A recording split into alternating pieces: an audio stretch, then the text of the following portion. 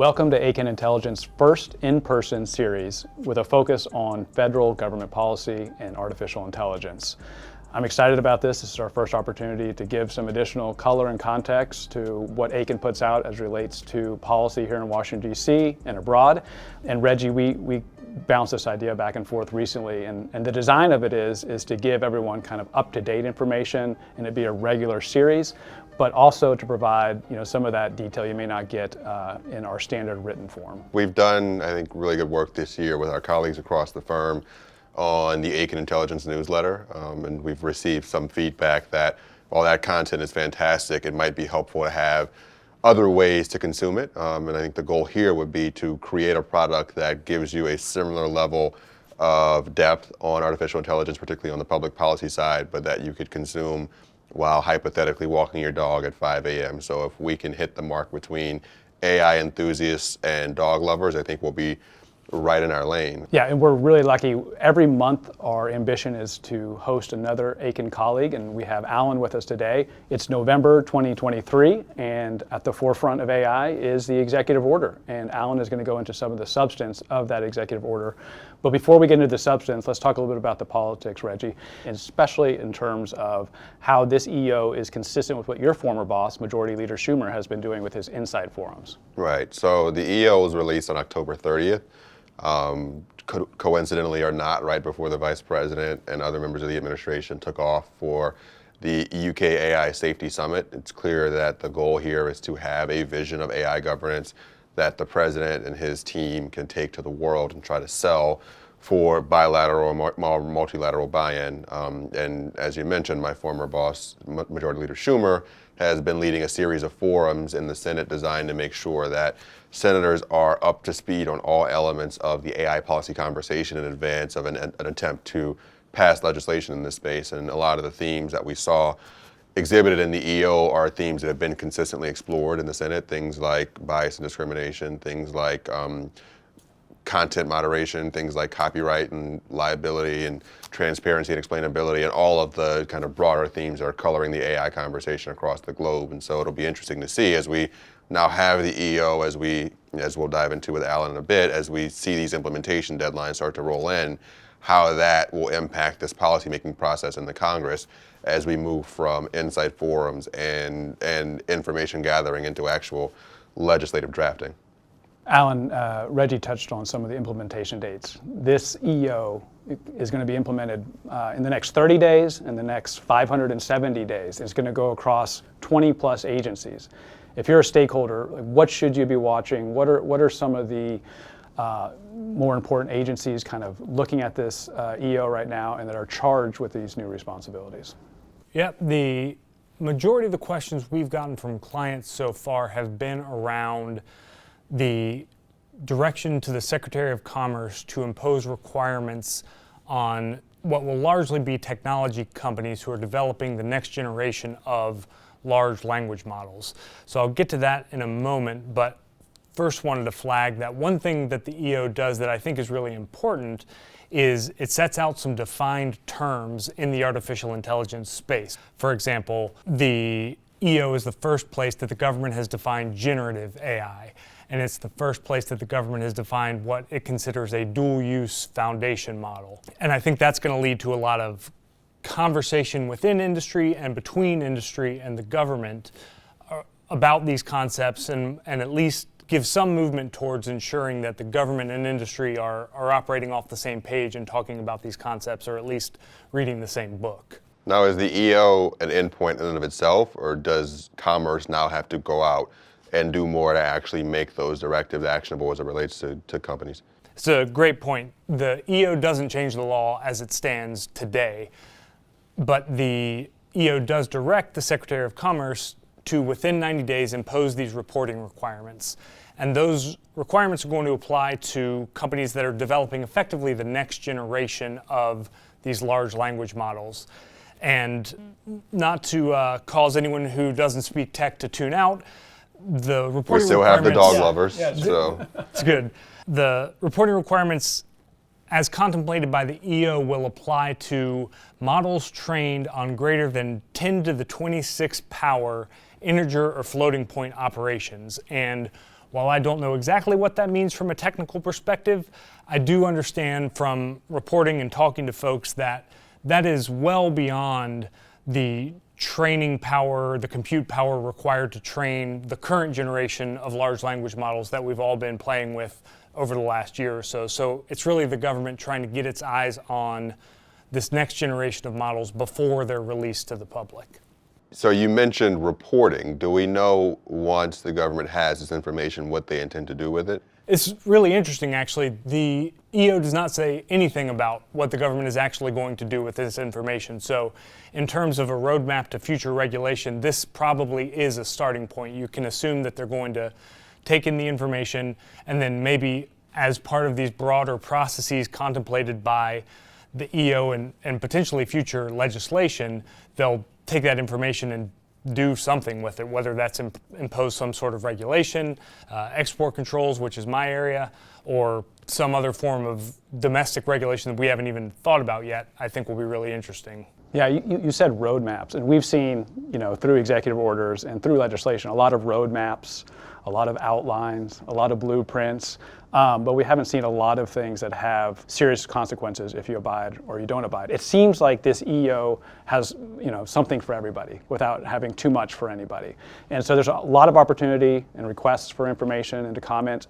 How do you see this progressing, Reggie, in particular? I'll tell you how I see it, in particular with Republicans, as it relates to legislation. And do you think it'll help spur legislation, or do you think there's going to be kind of a wait-and-see approach with the EO as things move forward? Well, first, I would say something for everyone without too much for anyone is a great campaign slogan, so someone should pick that up next year. The dog walker. Yeah, this has been a very interesting issue insofar as it's completely captivated Washington without necessarily needing some type of emergency or catastrophe to trigger that kind of engagement. And so we've seen for most of this year in the Senate and the House and in the executive branch a deep dive to learn and to understand where the technology is going and to get a better sense of what type of regulatory approaches might facilitate continued innovation while avoiding some of the worst case scenarios that people have expressed concern about. And so I think this is, to your point, the first real concrete evidence that we have of the government stepping in to regulate in this space. I think the work that the Commerce Department is going to do to lay out standards will help inform a legislative process, because a lot of what they're going to try to do is to legislate towards some type of enforceable standard, and having that standard put in place by the experts at Commerce and NIST is going to help guide, I think, the legislative drafting process to give them a target to try to hit, as opposed to having these more nebulous concepts that they're attempting to condense into legislation. How does this relate to how the government has or hasn't treated things like social media and privacy over the last decade or two? I think from a House Republican perspective, they're looking at AI, and Mr. Olbernorty has made this known kind of in a siloed perspective. So when it comes to privacy, it's clear that the Energy and Commerce Committee wants to see privacy legislation pass, and it needs to be a precursor to anything AI related. I think when it comes to the EO, a number of Republicans are kind of taking a wait and see approach. They have the luxury of saying, hey, this is too much, or it wasn't enough, or you're impeding innovation. But I also want to note that AI legislation by and large has been bipartisan. You have a number of members of Congress you typically would not see aligned on issues, like you have Mr. Hawley and Mr. Blumenthal on legislation related to AI.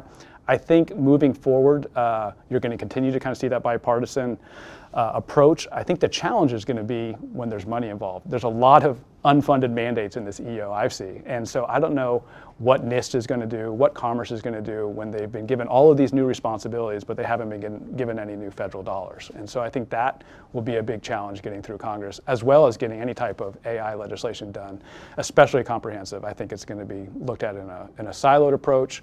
And with House Republicans continuing to have a focus on national defense and security. Yeah, and to that point, Majority Leader Schumer has come out and expressed his desire to eventually get to $32 billion in annual AI R&D federal funding, which is a number that is not small. And when we've seen the challenges that we face in just funding existing programs, it's clearly an ambitious goal, but it's I think, an ambition rooted in what has become the most bipartisan issue in Congress, which is the desire to ensure the U.S. can compete with China.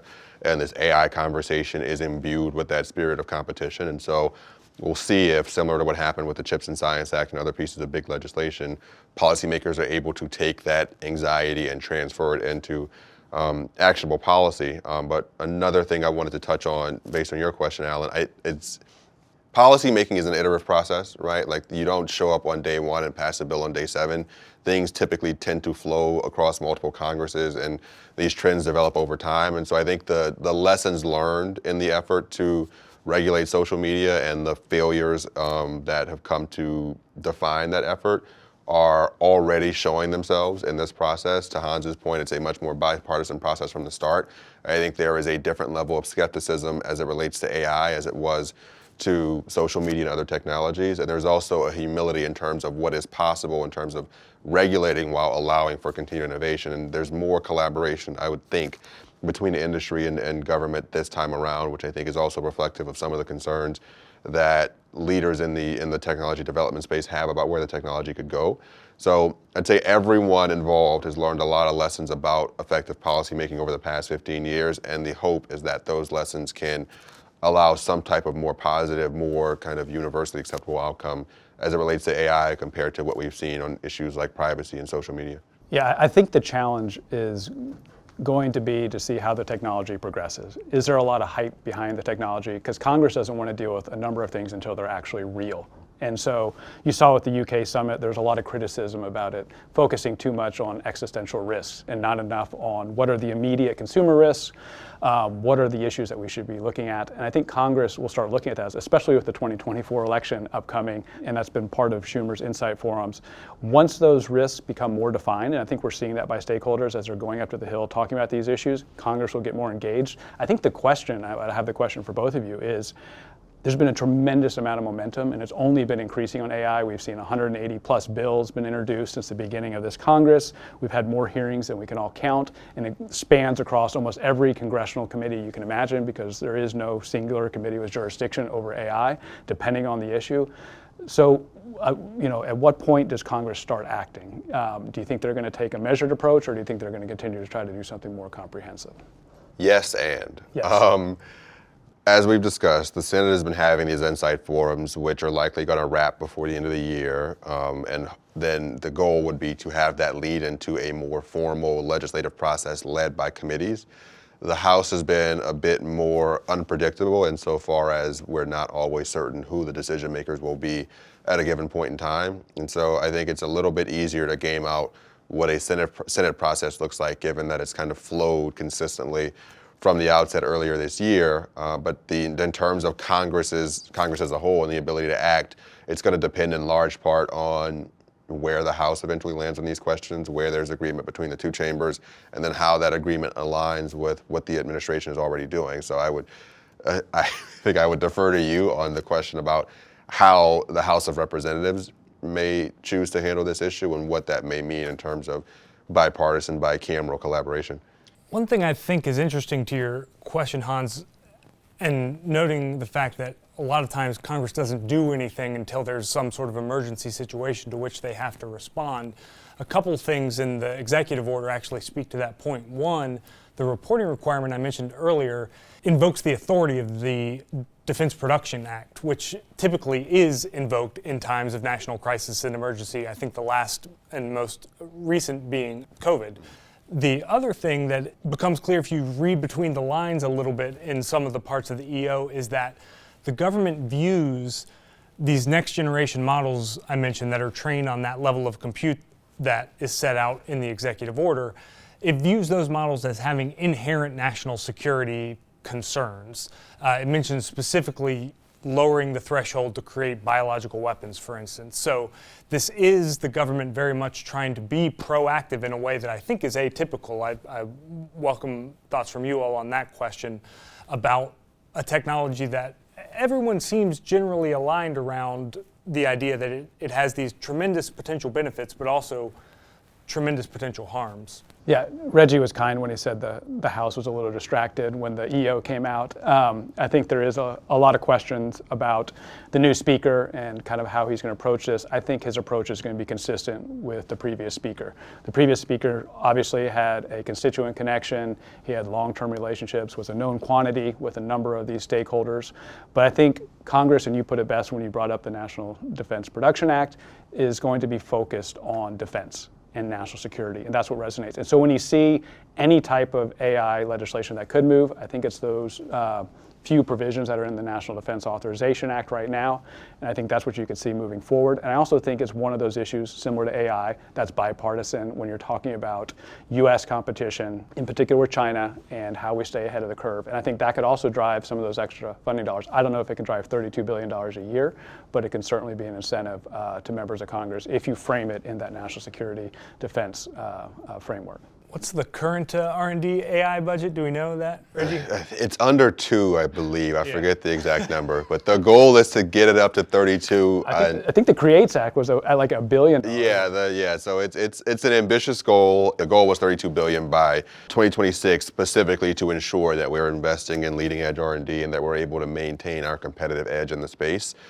It's great to have ambitious goals. They typically are starting points, not ending points, but it is, again, reflective of your observation that this is a unique issue wherein Congress is trying to be on the leading edge as opposed to responding to some crisis or some ongoing emergency. And I think it speaks to your point to the deeply felt anxiety and excitement about what this technology can be, both good and bad. And so we'll see how long that lasts. So far, it's been mostly immune from the types of partisanship and division that has dragged down a lot of other issues in the past. And to Hans's point, I think the national security and China competition pieces of this serve as a connective tissue that are so far contributing to productive policymaking, and we'll see as the calendar turns into an election year whether that continues. Yeah, I think some of the issues that are going to start to divide Congress are going to be driven by the stakeholders. You know, when you look at the liability issues and some of the other issues that stakeholders are navigating, that's going to be a challenge for Congress to determine, you know, do we need to be more heavy-handed with some of these agencies that are, you know, going further than maybe they should on artificial intelligence issues, or do we need to take a step back?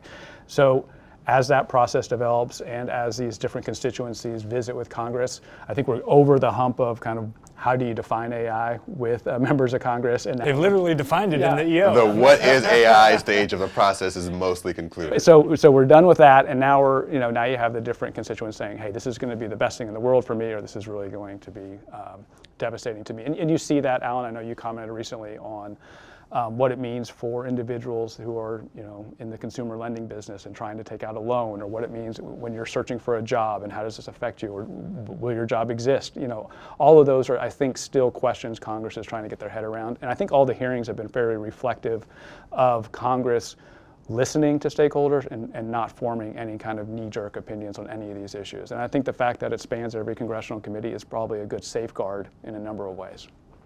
Yeah, it's been remarkable to see how many different corners of the Congress have tried to stake out a piece of this and how they've done it in a way that was actually seemingly aimed at gathering facts, getting smarter on the issue, and figuring out what needed to be done and, frankly, what needed to not be done from a Washington perspective. And we've obviously have a number of clients who are tracking this, and we've helped them to kind of stay abreast. But I suspect as we move into 2024 and as we get from the what is AI to what do we do about AI stage of this, there will be quite a bit more work to do in understanding what ideas are coming out of Congress, where the EO is going in terms of how the mandates are implemented, and what that means for companies and other impacted stakeholders. So if you're walking your dog, this is the last question, so I hope you're almost home. But Alan, give us one takeaway from the executive order that you think stakeholders should be aware of and continue to follow within the next 30 days and maybe within the next even 570 days.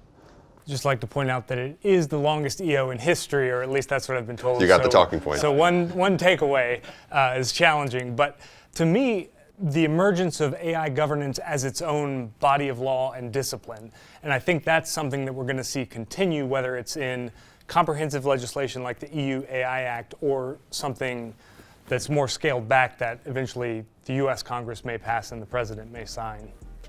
Awesome. Well, thank you for joining us, Alan, and thank you all for joining us on the first of many installments of Akin Intelligence. We hope you and your dogs enjoyed this first episode, and we look forward to joining you guys month to month to keep you updated on the AI conversation here in DC.